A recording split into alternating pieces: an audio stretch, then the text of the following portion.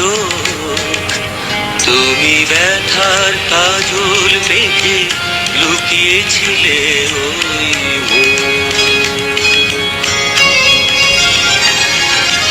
আজ এই বৃষ্টির কান্না দেখে মনে পড়ল তোমার অশ্রুভরা দুটির চোখ, তুমি ব্যথার কাজল মেখে লুকিয়েছিলে